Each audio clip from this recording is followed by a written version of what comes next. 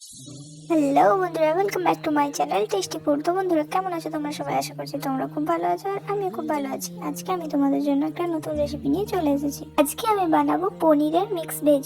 বাপরে, এই পনিরটা কি শক্ত, তাই আমি কাটতে পারছিলাম না, বাবাকে কাটতে দিয়ে দিলাম।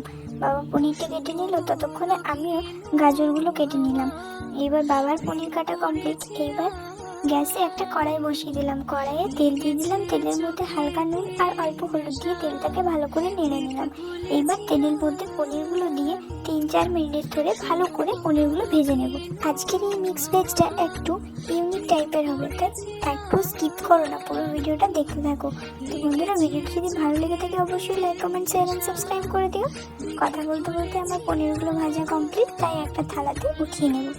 এইবার ওই কড়াইয়ে ছোট্ট ছোট্ট করে কেটে রাখা আলু, ফুলকপি আর গাজর দিয়ে ভালোভাবে নেড়ে চেড়ে 7-8 মিনিট ধরে এই সবজিগুলো ভেজে নেব। তোমরা চাইলে সবজিগুলোকে ঢেকে রেখেও ভাজতে পারো, আমি এখানে ঢাকা ব্যবহার করিনি। 7-8 মিনিটে যতটা ভাজা সম্ভব ততটাই ভেজে নিয়েছি। এইবার এগুলোকে একটা পাত্রে উঠিয়ে নেব।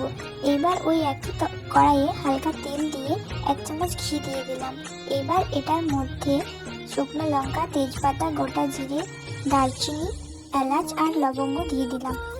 এইবার এটা একটু ভাজা ভাজা হয়ে গেলে মশলাগুলো তার মধ্যে দিয়ে দেব বেটে রাখা আদাটা। এইবার কড়াইয়ে পরিমাণ মতো হলুদ গুঁড়ো, জিরে গুঁড়ো আর লঙ্কা গুঁড়ো দিয়ে ভালো করে নেড়ে চেড়ে মশলাটাকে কষিয়ে নেব। 4-5 মিনিট মশলাটাকে নেড়ে চেড়ে ভালো করে কষিয়ে নেওয়ার পর তাতে সামান্য জল অ্যাড করলাম। এইবার আবারও ভালো করে মশলাটাকে কষিয়ে নেব। তারপর ওই ভেজে রাখা ফুলকপি, গাজর, আলু সবজিগুলো সব দিয়ে দেব। তারপর ভালো করে নেড়ে চেড়ে কিছুক্ষণ ওয়েট করব।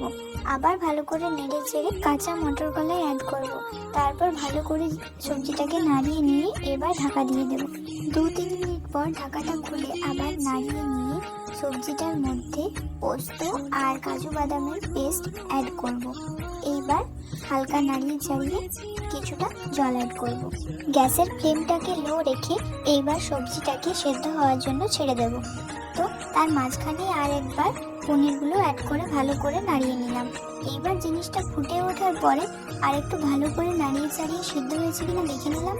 তারপর নুন, ঝাল সব ঠিকঠাক আছে কিনা চেক করে সবজিটাকে নামিয়ে নিলাম। ফুলকপি আর পনিরের মিক্স ভেজ রেডি। তো ভিডিওটি কেমন হয়েছে অবশ্যই জানিও। টাটা, দেখা হচ্ছে নেক্সট ভিডিওতে।